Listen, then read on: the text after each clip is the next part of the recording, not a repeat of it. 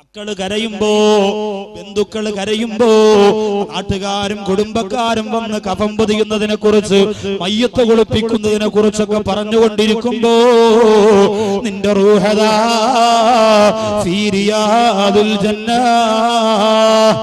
അപ്പോ സ്വർഗത്തിന്റെ പൂന്തോട്ടത്തിൽ അല്ലാഹു നമ്മുടെ വിശ്വാസികളുടെ റൂഹിനെ സ്വർഗത്തിന്റെ പൂന്തോട്ടത്തിൽ കൊണ്ടുപോകും. അവിടെ പോകുമ്പോ ഒരു കാര്യമുണ്ട്, ലാ തഅകുലു വലാ തശ്റബു വലാകുൻ യൻദുറു ഇലൽ ജന്നതി ഫഖത്ത്. തിന്നാനും കുടിക്കാനും പറ്റൂല. ആ പരിശുദ്ധമായ സ്വർഗത്തിൽ നോക്കിക്കൊണ്ടിരിക്കാൻ മാത്രമേ സാധിക്കുള്ളൂ. സ്വർഗത്തിന്റെ പൂന്തോട്ടത്തിൽ നിന്ന് സ്വർഗം നോക്കി കണ്ടുകൊണ്ടിരിക്കാം. അങ്ങനെ എത്രയോ പേര് നമ്മുടെ പടവങ്കോട് തന്നെ മരണപ്പെട്ടു പോയി. നിങ്ങൾ ഇന്ന് വരെ ചിന്തിച്ചിട്ടുണ്ടോ, നിങ്ങൾ മരണപ്പെട്ട നിങ്ങളുടെ റൂഹ് സ്വർഗത്തിന്റെ തോട്ടത്തിൽ, വിശ്വാസികളുടെ റൂഹായി സ്വർഗത്തിന്റെ പൂന്തോട്ടത്തിൽ പോകുന്ന റൂഹായി മാറാൻ നമ്മുടെ റൂഹിന് സാധിക്കുമോ പ്രിയപ്പെട്ടവരെ? എത്ര വഖത്ത് നിസ്കാരം നമ്മുടെ പേരിൽ ഖളാ ആയിട്ടുണ്ട്. എത്ര പേര് ഞാനും നിങ്ങളും ഫസാദ് പറഞ്ഞു, എത്ര പേരെ വഞ്ചിച്ചു, എത്ര പേരെ ചതിച്ചു. ഈ പരിശുദ്ധമായ പള്ളിയോട് തന്നെ എത്ര ക്രൂരതയാണ് ഞാനും നിങ്ങളും ചെയ്തു പോയത്. ഒന്ന് ചിന്തിക്കണേ. എന്നാ നമ്മുടെ റൂഹിന് സ്വർഗീയ ആരാമത്തിൽ സ്ഥാനമില്ല. ആരുടെ റൂഹാണ് സ്വർഗത്തിന്റെ പൂന്തോട്ടത്തില്? ആരുടെ റൂഹാണ്? ബഹുമാനപ്പെട്ട ശാഫി ഇമാമിനെ പോലെ, ഹനഫി ഇമാമിനെ പോലെ, അബൂ ഹാമിദുൽ ഗസാലി റഹിമഹുല്ലാഹിനെ പോലെ, സൈനുദ്ദീൻ മഖ്ദൂം തങ്ങളെ പോലെ എത്രയോ മൺമറഞ്ഞു പോയ മഹാനുഭാവന്മാരായ പ്രിയപ്പെട്ട സച്ചരിതരായ ആലിമീങ്ങൾ, ആരിഫീങ്ങൾ, ഔലിയാക്കന്മാര്, അല്ലാഹുവിനെ ഭയന്ന് ജീവിച്ചിരുന്നവര്, അവരൊക്കെ സ്വർഗത്തിന്റെ പൂന്തോട്ടത്തിലാകുമ്പോ ദുനിയാവിൽ പലിശ വാങ്ങിയിട്ട് കള്ളുകുടിച്ചിട്ട് തോന്നിയതുപോലെ ജീവിച്ചു കൊണ്ടിരിക്കുന്ന എന്റെയും നിങ്ങളുടെയും റൂഹിന്റെ അല്ലാഹുവിന്റെ സ്വർഗത്തിന്റെ തോട്ടത്തിൽ സ്ഥാനമുണ്ടോ? ചിന്തിച്ചേ മതിയാവുകയുള്ളൂ. ഈ രാത്രി മരണപ്പെട്ട ഈ രാത്രിയാണ് ഖാബുദുൽ അർവാഹ് അസ്റായീൽ വരുന്നതെങ്കിൽ എന്റെ പടവങ്കോടുള്ള പെങ്ങളെ, എന്തൊക്കെ കണക്കുകളാ അല്ലാഹുവിനോട് പറയാനുള്ളത്. എത്ര തെറ്റിന്റെ, എത്ര കുറ്റത്തിന്റെ, എത്ര മോശമായ പ്രവർത്തനത്തിന്റെ, എത്രയോ മ്ലേച്ഛമായ ചിന്തയുടെ പർവ്വത സമാനമായ കെട്ടുകൾ അടിച്ചിറക്കുമ്പോ അല്ലാഹുവിന്റെ സ്വർഗത്തിൽ കൊണ്ടുപോകുന്ന ഒരു നന്മ പോലും നിന്റെ ജീവിതത്തിൽ കാണൂല പെങ്ങള്.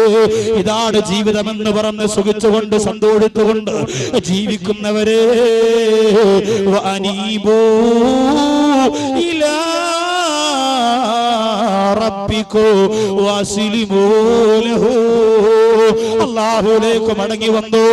ഈ പാപം പൊറുക്കുന്ന ശഅബാനിലെല്ലാവരും ഇനി എപ്പോഴാണ് എന്റെ സഹോദരങ്ങള് മടങ്ങി വരാൻ നിങ്ങൾക്ക് സാധിക്കുന്നത്?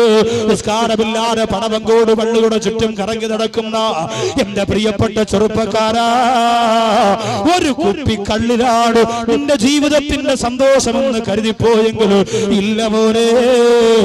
18-കാര്, 20-കാര്, 25-കാര് പള്ളിപ്പറമ്പിന്റെ അകത്ത് കൊണ്ടുപോയി മണ്ണ് വാരിയിട്ട് സങ്കടത്തോട് തിരിച്ചു വരാൻ പോലും കഴിയാതെ ഖബറിന്റെ അടുത്തിരുന്ന് വിങ്ങിപ്പൊട്ടുന്ന കൂട്ടുകാരെ കണ്ടില്ലേ? ആരാണ് മോനെ നിനക്ക് വേണ്ടി മരണത്തിന് ശേഷം പ്രവർത്തിക്കാനുള്ളത്? ആരുണ്ടോ? തോളത്ത് കൈയിട്ടുകൊണ്ട് സിനിമയ്ക്ക് വന്നവരുണ്ടോ? നിന്റെ കൂടെ വന്ന് വ്യഭിചാരത്തിന് കൂട്ടുനിന്നവരുണ്ടോ? ചാപ്പിൽ പോയി കാത്തു നിൽക്കാ നിന്റെ കൂടെ വന്ന കൂട്ടുകാരുണ്ടോ? ഗൾഫിൽ നിന്ന് നീ പെട്ടിയുമായി വന്നപ്പോ പെട്ടിക്കകത്ത് ഒളിപ്പിച്ചു വെച്ചിരുന്ന കുപ്പിയെടുക്കാ നിന്റെ കൂട്ടുകാർ ഫോൺ വിളിച്ചിട്ട് ഓടി വന്നില്ലേ? വീട് പാല് കാച്ചിയപ്പോ കുപ്പിയെടുപ്പില്ലേ? കല്യാണത്തിന്റെ തലേ ദിവസം കുപ്പിയെടുപ്പില്ലേ? ഭാര്യ പ്രസവിച്ചപ്പോ കുപ്പിയെടുപ്പില്ലേ? നിന്റെ ജീവിതത്തിന്റെ എല്ലാ സന്തോഷത്തിനും അൽഹംദുലില്ലാഹ് പറയുന്നതിന് പകരം കൂട്ടുകാരെ വിളിച്ചു കൂട്ടിയിട്ട് കുപ്പിയെടുത്തിട്ട് അല്ലാഹുവിനോട് വെല്ലുവിളി പ്രഖ്യാപിച്ചവരെ, അല്ലാഹുവേ എന്തുകൊണ്ട് പേടിക്കുന്നില്ല? എന്തുകൊണ്ട് എന്റെയും നിങ്ങളുടെയും മനസ്സിന്റെ അകത്തേക്ക് ഭയം വരുന്നില്ല? 17-കാരിയും 18-കാരിയും എത്രയോ അന്യപുരുഷന്മാരുമായി വാക്ക് പറഞ്ഞു വെച്ചിരിക്കുകയാ. അതുകൊണ്ട് ഈ രാത്രി പരിവർത്തനത്തിന്റെ രാത്രിയാകണം പ്രിയപ്പെട്ട സഹോദരങ്ങള്. പടവങ്കോട് പള്ളിയുടെ മുറ്റത്ത് നൗഷാദ് ബാഖവി എന്ന് പറയുന്ന നിങ്ങളുടെ പ്രിയപ്പെട്ട സഹോദരൻ വാള് പറഞ്ഞിട്ട് ആറാട്ടുപുഴയിലേക്ക് നാളെ വാള് പറയാൻ വേണ്ടി യാത്ര തിരിക്കുമ്പോ എന്റെ പ്രിയപ്പെട്ട പെങ്ങളെ,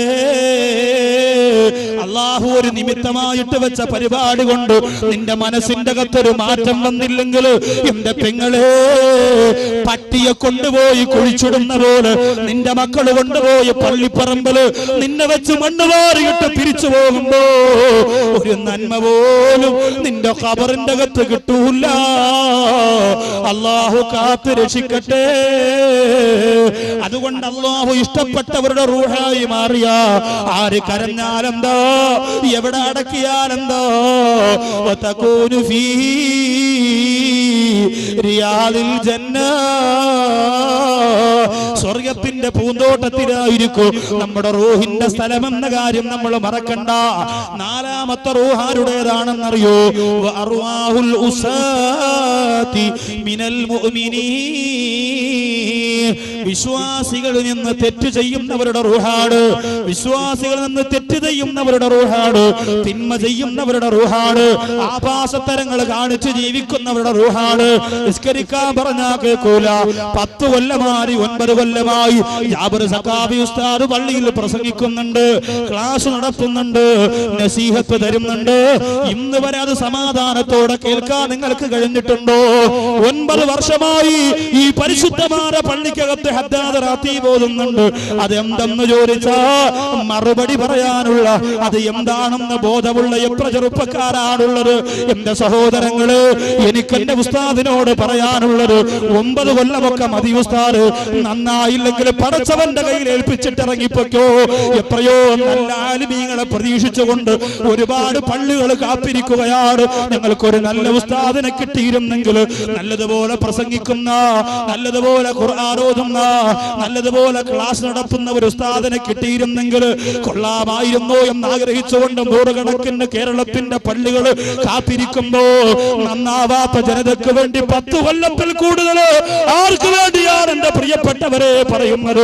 ആകാശം ഇടിഞ്ഞു വീഴാൻ പോകുന്ന, ഭൂമി കുലുങ്ങിപ്പറിക്കാൻ പോകുന്ന, പർവ്വതങ്ങളെ പഞ്ഞിക്കെട്ടുകളെ പോലെ പാറിപ്പറക്കാൻ പോകുമ്പോ വീടിന്റെ അകത്തളത്തിരുന്നു കൊണ്ട് വിദേശ രാജ്യത്ത് കിടന്ന് എല്ലുമുറിയ പണിയെടുക്കുന്ന ഭർത്താവിന് വഞ്ചിച്ചുകൊണ്ട് ഫോണിലൂടെ അന്യമതത്തിൽപ്പെട്ടവരും അല്ലാത്തവരുമാരാ അന്യപുരുഷന്മാരായ കാമവെറിയന്മാരോട് പേക്കൂത്ത് സംസാരിക്കുന്ന എന്റെ പ്രിയപ്പെട്ട സഹോദരിമാര്, ഈ നാടിന്റെ ശാപമാണ്. ഈ ലോകം അവസാനിക്കുന്നതിന്റെ കാരണത്തിൽപ്പെട്ടതാണ്. അല്ലാഹു കാത്തുരക്ഷിക്കട്ടെ. അല്ലാഹു എനിക്കും നിങ്ങൾക്കും തന്നിട്ടുള്ള കോടാനു കോടി അനുഗ്രഹങ്ങൾ ഒരൽപ്പം പോലും മാറ്റിവെക്കാതെ റബ്ബ് ചോദിക്കുമ്പോ എന്തു മറുപടി കൊടുക്കും? പ്രിയപ്പെട്ടവര്, കണ്ണ് തന്ന അല്ലാഹു, കാത് തന്ന അല്ലാഹു, കൈകാലുകൾ തന്ന അല്ലാഹു, ഹൃദയം തന്ന അല്ലാഹു. എത്രയോ പേര് തളർന്നു കിടക്കുന്നുണ്ട്. എത്രയോ പേര് ജീവിതത്തിന് വേണ്ടി നെട്ടോട്ടമോടുന്നുണ്ട്. എത്രയോ പേര് കാഴ്ചയൊന്ന് കിട്ടാൻ വേണ്ടി പൊട്ടിക്കരയുന്നുണ്ട്. എത്രയോ പേര് ഹൃദയത്തിന്റെ ഓരോ ഇടിപ്പിനും ഓരോ ലക്ഷം രൂപ ഹോസ്പിറ്റലിനകത്ത് കെട്ടിവെക്കുന്നവരുണ്ട്. ഇതെല്ലാം ഒരു ചില്ലി കാശ് പോലും വാങ്ങാറ് വാരിക്കോരി എനിക്കും നിങ്ങൾക്കും തന്ന പടച്ചറപ്പിന് പുറം കാലുകൊണ്ട് വലിച്ചെറിഞ്ഞ് പടവങ്കോട് പള്ളിയുടെ പവിത്രമായ മിനാരത്തിലൂടെ ബാഗ് കേൾക്കുമ്പോ അതിന്റെ താഴത്തുള്ള പണയിലിരുന്ന് തെങ്ങും തോട്ടത്തിലിരുന്ന് കൂട്ടുകാരുമൊത്ത് വട്ടം കൂടി വെള്ളമടിക്കോ മനസ്സ് കാണിക്കുന്നവര് പിശാചിന്റെ മക്കളായി പോയോ തിരിച്ചു കേറി വരാ വലിയ കഷ്ടപ്പാടാണ് കേട്ടോ. നരകത്തിന്റെ ചിന്തകള് നിന്റെ മനോമുഖരത്തെ മലീമസമാക്കി കിടന്നു, പിന്നെ രക്ഷപ്പെടാ കഴിയില്ല പെങ്ങള്. അതുകൊണ്ട് നിസ്കാരത്തിന്റെ ചിന്ത വരാത്ത പെണ്ണ്, അള്ളാന്റെ ചിന്ത വരാത്ത പെണ്ണ്, ഹബീബിനെ മറന്നുപോയ പെണ്ണ്, ഖുർആൻ എടുത്തിട്ട് എത്ര ദിവസമായി പെങ്ങള്, ഖുർആൻ കൈകൊണ്ട് തൊട്ടിട്ട് എത്ര ദിവസമായി പെങ്ങള്. അങ്ങനെയുള്ള മനോമുഖരത്തിലൂടെ ജീവിച്ചു കൊണ്ടിരിക്കുന്നവര് അല്ലാഹുവിന്റെ അദാബ് വരുന്നതിന് മുമ്പ് പരിശുദ്ധ ശഅബാനിന്റെ ഈ രാത്രി പരിവർത്തനത്തിന്റെ പടപ്പാട്ട് പാടി അല്ലാഹുവിന്റെ പൊരുത്തത്തിലേക്ക് പറന്നുയരുന്ന യഥാർത്ഥ മുഖ്ലിസീങ്ങളായി മാറിക്കോ. അല്ലാഹു അതിന് നമ്മെ തിരഞ്ഞെടുക്കട്ടെ.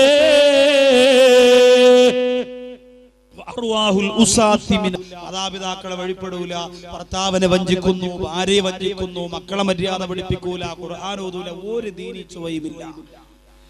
പേരാണെങ്കിൽ മുസ്ലിം, പള്ളിയുടെ റെക്കോർഡിംഗിൽ പേരുണ്ട്, ഓന്റെ സുന്നത്ത് കല്യാണം പള്ളിയും പറയും, മരിച്ചാൽ അവിടെ തന്നെ അടക്കും. അങ്ങനെയൊക്കെ മുസ്ലിങ്ങളാണ്. ഇത് മാത്രമാണ് നിനക്കുള്ളത് എങ്കിൽ അതിനു മുമ്പ് തന്നെ ഈ ജീവിത പ്രമാണങ്ങളെ മനസ്സിന്റെ അകത്ത് ഉറപ്പിച്ചു നിർത്താൻ നമുക്ക് സാധിക്കണം. അല്ലാഹു തൗഫീഖ് തരട്ടെ. അസ്റായീൽ വന്ന് റൂഹ് പിടിക്കുന്നതിന് മുമ്പ്, അസ്റായീൽ വന്ന് കൊണ്ടുപോകുന്നതിന് മുമ്പ് ഈ ജീവിത പ്രമാണങ്ങളെ പ്രാവർത്തികമാക്കാൻ നാളെ ചെയ്യാമെന്ന് പറഞ്ഞ് മാറ്റിവെക്കരുത്. എന്നാൽ അങ്ങനെയുള്ളവർ പലർക്കും നഷ്ടം സംഭവിച്ചു പോയിട്ടുണ്ട്. നാളെയാവട്ടെന്ന് പറഞ്ഞ് മാറ്റിവെക്കാൻ നമുക്ക് നേരമില്ല. നിസ്കാരം തുടങ്ങാത്തവരെ, പടവങ്കോട് പള്ളിയുടെ മുറ്റത്ത് വന്നിരുന്ന വാല് കേട്ടിട്ട് നിസ്കാരം തുടങ്ങാത്തവരെ, നാളെയാവട്ടെ എന്ന് പറഞ്ഞ് മാറ്റിവെക്കാൻ നേരമില്ല. നമ്മുടെ ഹൃദയത്തിന്റെ അകത്തേക്ക് ഭയമിട്ട് കൊടുക്കുക. പേടി നഷ്ടപ്പെട്ടു പോയ മനസ്സുകളാണ് നമ്മുടെ മനസ്സ്. നമ്മൾ പറയുന്നതും ചിന്തിക്കുന്നതും എന്തെന്നറിയോ? അല്ലാഹു പുറത്തു തരും, കുഴപ്പമില്ല. എനിക്ക് അല്ലാഹു പുറത്തു തരും, പ്രശ്നമില്ല. എന്റെ അവസ്ഥ അല്ലാഹുവിനറിയാ, എന്റെ കഷ്ടപ്പാട് അല്ലാഹുവിനറിയാ. പ്രിയപ്പെട്ടവരെ, അങ്ങനാണെങ്കിൽ എന്തിനാണ് ബിലാലുൽ മുഅദ്ദി റളിയല്ലാഹു അൻഹു ജീവിതത്തിൽ പൊട്ടിക്കരഞ്ഞത്? അല്ലാഹ് അങ്ങനെ പാവപ്പെട്ടവനായതുകൊണ്ട് പുറത്തു തരുമെന്ന് ഉറപ്പുണ്ടെങ്കിൽ ബിലാൽ മുഅദ്ദി റളിയല്ലാഹു അൻഹു എന്തിനാ പൊട്ടിക്കരഞ്ഞത്? ബിലാൽ റളിയല്ലാഹു അൻഹു ഏറ്റവും പാവപ്പെട്ടവനായിരുന്നല്ലോ, ഏറ്റവും പാവപ്പെട്ടവനായിരുന്നു. അല്ലാഹുവിന്റെ റസൂൽ എല്ലാവരോടും ബിലാലിനെ സയ്യിദ് എന്ന് വിളിക്കണമെന്ന് പറഞ്ഞപ്പോ പൊട്ടിക്കരന്നുകൊണ്ട് ആരംഭപ്പൂവായ പുണ്യ നബി തങ്ങളുടെ മുമ്പ് വന്ന് ഹൃദയവേദനയോടെ അല്ലാഹുവിന്റെ റസൂലേ, എനിക്കതിനെന്ത് പവറാണ് ഉള്ളത് എന്ന് ചോദിച്ചുകൊണ്ട് പൊട്ടിക്കരഞ്ഞ ബഹുമാനപ്പെട്ട ബിലാൽ മുഅദ്ദി റളിയല്ലാഹു തആല അൻഹു ഒരു പവറും ജീവിതത്തിൽ ഇല്ലായിരുന്നു. പാവപ്പെട്ടവനായിരുന്നു. അങ്ങനെ അല്ലാഹ് രക്ഷ കൊടുക്കണമെങ്കിൽ ബിലാൽ റളിയല്ലാഹു അൻഹു രക്ഷ കൊടുക്കണമായിരുന്നു. ജോലിയും കൂലിയും ഇല്ലാത്ത പാവപ്പെട്ടവർ പറയും, അല്ലാഹുവിനറിയാൻ കഷ്ടപ്പാടാ, ഞാൻ ജോലിക്ക് പോയില്ലെങ്കിൽ എന്റെ വീട്ടുകാരും നോക്കും. ഉസ്താദ്മാർക്ക് അങ്ങനെ പറഞ്ഞാൽ മതി, 3 നേരം ചാപ്പാട് കൊണ്ടുവരും, തേച്ച് മിനിക്ക് നടക്കാം, ഒന്നും അറിയണ്ട, അത്രയും പൂശി അടക്കാം, അവർക്ക് നിസ്കരിക്കാൻ വിളിച്ചാൽ മതി, നമ്മുടെ ജോലിയും കൂലി അവർക്കറിയോ എന്ന് പറഞ്ഞുകൊണ്ട് പറയുന്നവരെ അങ്ങനെ രക്ഷപ്പെടണമായിരുന്നെങ്കിൽ ബിലാൽ റളിയല്ലാഹു അൻഹു രക്ഷപ്പെടണമായിരുന്നു. പക്ഷേ ബിലാൽ മുഅദ്ദി റളിയല്ലാഹു അൻഹു, ഞാൻ പാവപ്പെട്ടവനാണെങ്കിലും അല്ലാഹുവിനോട് ചെയ്യേണ്ട ബാധ്യതയുണ്ടല്ലോ, അത് ചെയ്യണമെന്ന ഉറപ്പ് മനസ്സിലുണ്ടായിരുന്നു. അത് ചെയ്യണമെന്നുള്ള ഉറപ്പ് മനസ്സിലുണ്ടായിരുന്നു. രോഗിയാണെങ്കിൽ ഞാൻ രോഗിയാണെന്ന് അല്ലാഹ്ക്കറിയാലോ, അതുകൊണ്ട് ചെയ്യണ്ട എന്ന് കരുതുന്നവരുണ്ടെങ്കിൽ